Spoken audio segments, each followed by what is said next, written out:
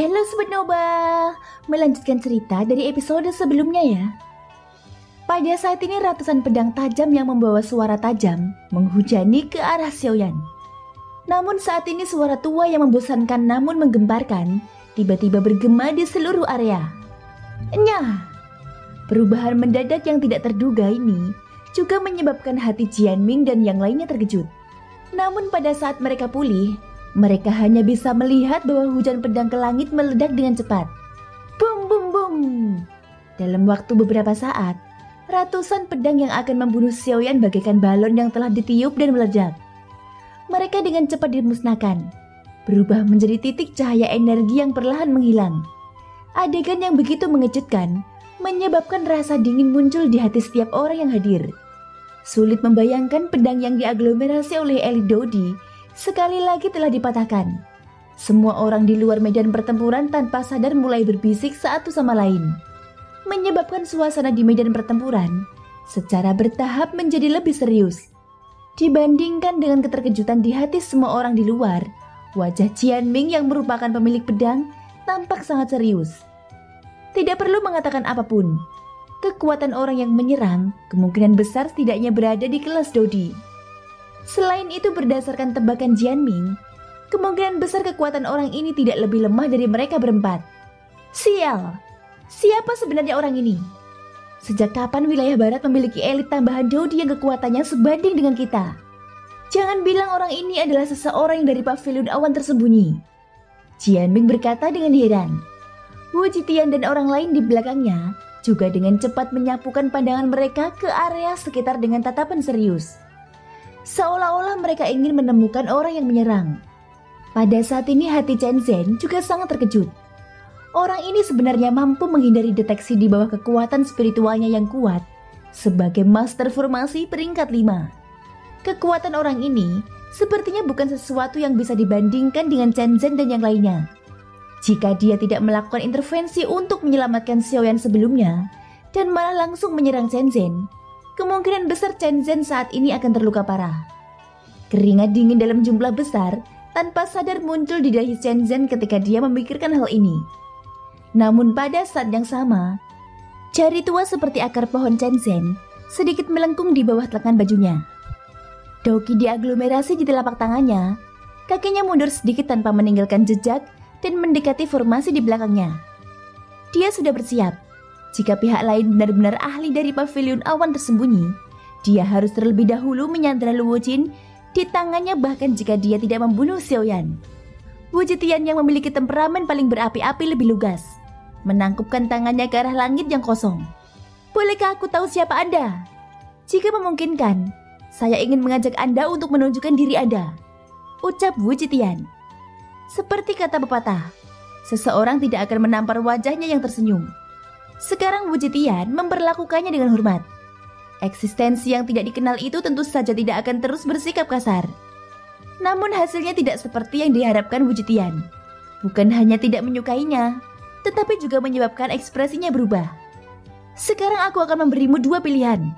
Pertama, tinggalkan ketiganya dan segera pergi. Aku bisa memperlakukannya seolah-olah tidak terjadi apa-apa. Kedua, mereka bertiga akan tetap tinggal. Di saat yang sama kalian berempat juga akan tinggal di sini selamanya. Suara tua itu terdengar sangat tenang, tapi di dalam ketenangan itu ada keagungan yang sangat mendominasi di bawah cara yang mengesankan ini. Tidak ada yang bisa menentangnya. Seorang pengecut yang menyembunyikan kepalanya, tetapi hanya memperlihatkan ekornya sebenarnya berani menyombongkan diri tanpa malu-malu. Kaisar ini ingin melihat dari mana kamu mendapatkan keberanian untuk mengucapkan kata-kata seperti itu. Wu Jitian sangat marah saat mendengar ini. Tubuhnya bergetar dan kedua tangannya yang besar tiba-tiba mengepal. Doki di tubuhnya dengan cepat melonjak keluar. Pelindung bahu di dada kirinya mulai bergoyang seolah-olah benda itu hidup. Namun saat aura Wu Jitian hendak meletus, suara seperti guntur tiba-tiba keluar dari langit. Bum! Hanya dalam sekejap, ketika semua orang yang hadir mendengar suaranya, semua orang di kota hijau zamrud melihat tubuh kuat Wu Jitian yang seperti beruang dikirim terbang dengan kekuatan tak terlihat. Tubuh Wu Jitian jatuh dengan keras ke tanah. Baru kemudian mulutnya mengeluarkan seteguk besar darah segar. Wajahnya berubah pucat. Aura tubuhnya juga sangat melemah saat ini. Ini akan menjadi pertama kalinya. Aku juga berharap akan menjadi yang terakhir kalinya. Aku sudah memberi kalian semua kesempatan. Pergilah. Suara tua yang samar sekali lagi bergema di langit di atas kota hijau zamrud. Baru pada saat inilah Chen Zhen, Jianming, Ye Luotian, dan Wu Jitian yang telah dikirim terbang sebelumnya pulih sepenuhnya dari keterkejutan di hati mereka. Bahkan 4 elit Dodi yang memiliki posisi tinggi di wilayah barat memiliki rasa takut yang tak ada habisnya di hati mereka saat ini. Mereka yakin kekuatan ahli misterius ini telah melampaui level Dodi. Kemungkinan dia setidaknya berada di alam transformasi asal. Tubuh Chen Zhen dan 3 lainnya tanpa sadar bergetar hebat ketika mereka memikirkan hal ini. Kejutan di hati mereka sulit untuk dijelaskan. Pakar transformasi asal, bahkan di seluruh benua Yuanwu, ahli tingkat ini akan menjadi eksistensi yang sangat kuat dengan status yang sangat tinggi. Tetua, kami tidak bermaksud menyinggung perasaanmu. Hanya saja kami sedikit cemas sebelumnya. Itu sebabnya kami membuat marah Tetua. Tetua, tolong jangan tersinggung. Wajah Wu Jitian dipenuhi ketakutan saat dia berdiri dengan susah payah. Meski kekuatan di tubuhnya tidak terlalu kuat, serangan itu telah menyebabkan luka yang cukup serius pada tubuh fisiknya. Kemungkinan besar dia tidak akan bisa pulih dalam waktu yang lama. Kalau begitu, kenapa kalian berempat tidak segera menyingkir? Suara tua tiba-tiba terdengar. Itu seperti guntur yang tiba-tiba mengguncang Wu Jitian dan yang lainnya hingga mereka merasa pusing. Mereka berempat saling bertukar pandang. Mata Chen Zhen samar-samar menatap ke belakang. Saat ini Zhang Yi dengan sepenuh hati menjaga Luo Jin. Meskipun dia tahu seseorang datang untuk menyelamatkannya, dia tidak bergerak. Tidak peduli apa, dia harus memprioritaskan keselamatan Luo Jin. Melihat Zhang Yi menjaga Luo Jin, Chen Zhen diam-diam mengerutkan keningnya. Dengan cara ini mustahil baginya untuk membawa Luo Jin dengan segera. Begitu dia mengambil tindakan, ahli misterius itu mungkin akan membunuhnya seperti yang dikatakan. Namun jika dia tidak mengambil tindakan sekarang, begitu faksi di belakang pavilion awan tersembunyi mengetahui masalah ini, kemungkinan besar mereka tidak akan membiarkan masalah ini berhenti. Singkirkan pikiranmu dan pergilah. Kalau tidak, aku akan mengurusmu sekarang juga. Suara gemuruh memasuki telinga Chen Zhen, menyebabkan tubuhnya bergetar hebat. Ketika dia pulih, dia buru-buru menangkupkan tangannya ke arah langit dan berteriak dengan suara gemetar. Aku akan pergi sekarang. Setelah Chen Zhen selesai berbicara, dia buru-buru berbalik dan terbang keluar dari kota Zamrud. Seolah-olah dia sedang melarikan diri untuk hidupnya. Di belakangnya, Wu Jitian dan yang lainnya menangkupkan tangan ke arah langit dan mundur. Kemudian mereka dengan cepat terbang ke 4 arah berbeda. Tetua, terima kasih telah menyelamatkan kami. Melihat Chen Zhen dan yang lainnya telah melarikan diri, Zhang Yi yang terjaga di samping Luo Jin memandang dengan hormat ke langit kosong dan berkata dengan suara lemah. Tidak ada yang perlu mengucapkan terima kasih. Aku hanya tidak tahan. Jadi aku turun tangan. Suara tua itu masih sangat tenang. Nada suara orang kuat misterius ini jauh lebih lembut daripada saat dia berbicara dengan Chen Zhen dan yang lainnya. Hal ini menyebabkan Zhang Yi merasa nyaman di hatinya. Pada saat yang sama dia merasa penasaran dengan orang kuat misterius ini. Siapa sebenarnya orang kuat misterius ini? Tetua, aku adalah tetua pavilion awan tersembunyi. Pemuda di sampingku adalah pemimpin awan tersembunyi. Karena tetua telah menyelamatkan kita, aku ingin mengundang tetua untuk menjadi tamu di pavilion awan tersembunyi. Aku ingin memberi beberapa hal sebagai imbalan kepada penatua yang telah menyelamatkan hidup kami, ucap Zhang Yi. Dia memutar matanya. Dia takut keempat orang itu tidak mau menyerah dan bersembunyi di luar kota. Jika mereka menunggu tetua ini pergi, Xiaoyan dan yang lainnya tidak akan bisa lolos dari kematian. Lelaki tua misterius itu tampaknya telah melihat kekhawatiran di hati Zhang Yi. Segera tawar samar sekali lagi terdengar. Tidak perlu khawatir. Mereka sudah kembali ke sektenya masing-masing. Tidak mungkin mereka bersembunyi di luar kota. Sedangkan untuk pavilion awan tersembunyi, aku masih ada yang harus dilakukan. Aku akan pergi, ucap suara tua itu. Hal ini menyebabkan hati Zhang Yi menjadi rileks. Pada saat yang sama wajahnya tidak bisa menahan senyum yang agak malu. Saat suasana agak sunyi, Beberapa batuk lemah tiba-tiba terdengar. Baru pada saat inilah Zhang Yi bereaksi. Meski luka Luo Jin sudah stabil, di sisi lain kondisi Xiaoyan masih sulit diketahui. Bagaimanapun juga, dada Xiaoyan telah tertusuk oleh pedang Dodi saat dia terluka parah. Ditambah dengan ledakan energi ganas yang terjadi sebelumnya, luka Xiaoyan pastinya lebih serius lagi. Dia harus bergegas dan melihatnya. Baiklah, lakukan apa yang perlu kamu lakukan. Aku akan pergi dulu. Saat suara samar terdengar, tekanan khusus yang meresap ke seluruh kota Zamrud beberapa saat yang lalu juga menghilang dengan tenang. Semua orang di kota juga tiba-tiba merasakan tubuh mereka menjadi lebih ringan saat ini. Dan mereka akhirnya bisa benar-benar rileks. Hanya Zhang Yi yang tidak berani bersantai. Dia buru-buru menangkupkan tangannya ke arah langit, lalu berjalan dengan tubuhnya yang terluka dan dengan cepat terbang ke sisi Xiaoyan. Bahkan dengan ketabahan mental Zhang Yi, hatinya tidak bisa menahan gemetar ketika dia melihat luka pedang mengerikan di dada Xiaoyan. Sulit membayangkan bahwa Xiaoyan dengan paksa menghancurkan pedang energi besar yang telah dikondensasi oleh Jianming sambil menahan luka yang begitu serius. Ketika kekuatan spiritual Zhang Yi menyapu bagian lain tubuh Xiaoyan, ekspresi wajahnya tanpa sadar menjadi jelek. Bukan hanya luka pedang yang hampir fatal di dadanya. Lebih dari separuh tulang di tubuh Xiaoyan telah hancur. Organ dalam tubuh Xiaoyan juga mengalami tingkat kerusakan yang berbeda-beda. Hampir separuh meridian di tubuhnya telah rusak. Bahkan darah yang mengalir di pembuluh darahnya hampir habis seluruhnya. Dengan kondisi Xiaoyan saat ini, kemungkinan besar orang biasa pun bisa membunuhnya. Namun di saat yang sama ada dua hal yang lain yang menyebabkan hati Zhang Yi sangat terkejut.